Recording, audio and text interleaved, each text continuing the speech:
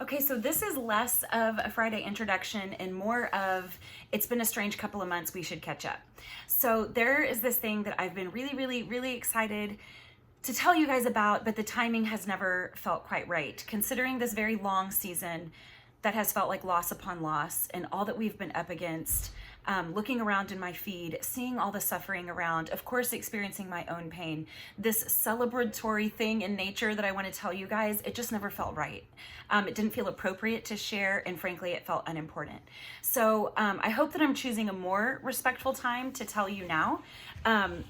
So I don't know about you, but before COVID and before quarantine, I felt like I was at my very furthest edges of productivity. If it were a rubber band, I feel like it was pulled like as taut as it could go regarding momming, wifing, working, cleaning, crafting. I don't craft, but you know what I mean. And then after quarantine or COVID happened, it was like that rubber band snapped in really small. And the smallness was changing the ways I was thinking and how I was feeling, what I enjoyed, how I was communicating. It changed so much. And underneath all of those changes, I felt like I was becoming a better listener in my friendships for certain.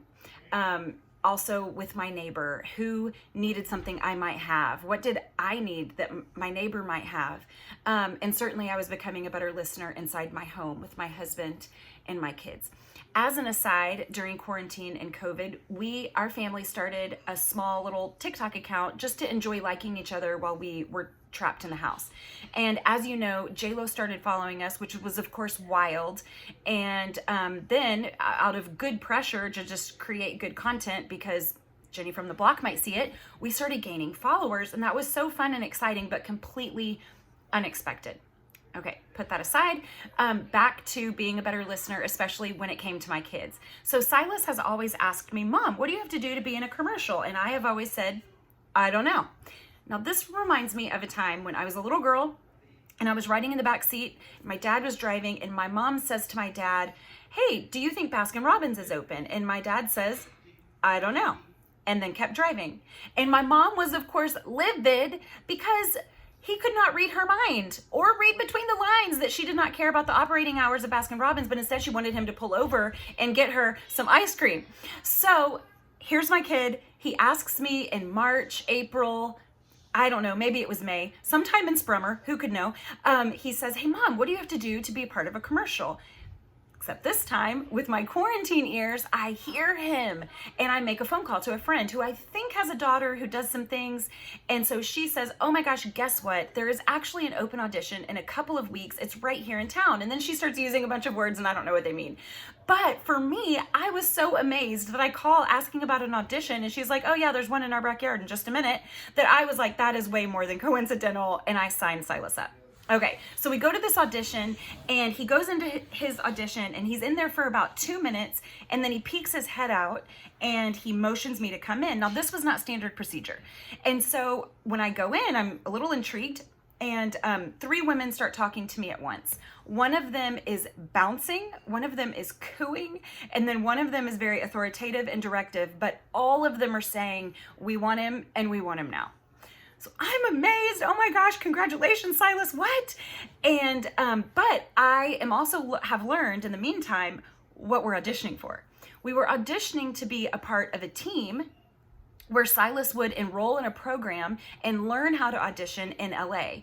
At the end of the program, you go to LA, you go for 10 days and you're put in front of 80 to 60 agents with pretty good prospects for signing, considering that you've been through the program and this woman has been doing this forever. And so I thought that we were going for a commercial and I had really high hopes for this commercial. I was hoping for Geico, something funny. I thought maybe he might get a cool outfit out of this. I thought he might meet somebody commercial famous, maybe the Dr. Pepper guy. I don't know. Like I said, high hopes. And so I didn't know that all of this was going on. So I say, now, we need to go home and talk about this. So we go home, we pray, we brainstorm, we make a PMI, plus minus interesting, way better than pro and con list. And we decide to go back for a second interview to just ask more questions. So I walk into this second interview and a peace washes over us. And we sit in front of the kindest, most patient woman, and I just lay out all of my anxieties. I told her that I did not feel particularly naive to what extreme adoration or extreme rejection could do to a fragile ego. And she looked at me so intently and she said, "You are exactly right. This work is not for everyone." And then I told her that the only reason that we were here was because my kid wanted to do commercial. He probably had a lifetime supply of candy or whatever it would be that he would be commercialing on his mind. And the only reason I said yes was because he's always had really wonderful emotional intelligence, and I thought that acting might come easily to him, and he was really in the need of something that would come easily to him at this stage of his life. And then I told her that our lives were already pretty adventurous, and the thought of adding any kind of publicity to that made me feel tired, not excited. And with that, she threw her head back and she laughed like this one loud staccato ha. And she says, "And that is what is probably going to have you guys do great." So then she spent the next 10 minutes telling me how welcome parents are, how wonderful it is to have them involved in the process, and how that's actually a really important part of a healthy process. And that was all well and good. But then she stopped and she said, "What about you?" I said, I don't know. And she said, "Why didn't you audition?" And I said, "Oh, well, because I'm old." And she goes, "Okay." And then I changed the subject to Sylas. And so then after a couple more minutes, she stopped and she asked me again, "Okay, but back to you. Why didn't you audition? Is this boring to you? Do you not find this interesting?" And that could not have been further from the truth. And I said, oh my goodness, gosh, no. But somehow I knew that she was not misreading me. I felt like she was calling me out. And I answered her just as honestly as I could that I never even considered it because I didn't know that this was for me. That was not in my brain space. And she said, "Well, I think that you would be a really good addition to the team, and we could make a spot for you if you would like it." And I shifted a little bit and I changed the subject back to Sylas again. She let me. I guess I was feeling anxious. And then at the very end of the interview, she tapped the table in front of me and she said, "I'm not going to let this go. I really think that you would add a lot to the team. I think that you should go with Sylas, but not as a parent, but as an actor. I'd like to offer you the spot." And I squirmed. I was nervous. And she said, "Is it possible that this is a dream of yours?" And involuntary tears filled my eyes.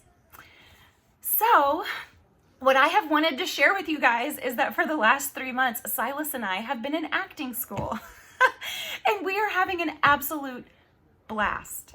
Sylas is a star. He can become anyone you want him to be up on stage. He's a completely different person. It is a marvel to watch. And I am having the time of my life living old lady dreams because all I've ever wanted to be is a cheesy Christian actress. So, of course, we know that this might very well lead to absolutely nothing. Of course, we know that this might just be one small little fun thing. But you bet that I am hoping that this leads to me co-starring with Kirk Cameron in a really poorly written Christian movie. But I just think that it is completely amazing that at the very same time that we are accidentally but happily gaining 230,000 followers on TikTok, that we stumble into this audition and the kindest people saw something in us and have allowed us to be on this team where we are learning and growing and stretching and doing something new and chasing dreams. And the bottom line, you guys, is that you just have to come with us. We are going to LA in June and we want you to come. Whatever the case, whatever this leads to, even if it's nothing, it's an adventure and it's novel for us. And we really, really, really don't want to go alone. We want you to come. This was so long. I'm so sorry. But yay, I'm so glad that you're like in the loop now and we will be posting more about it. All right. Love you guys. Bye.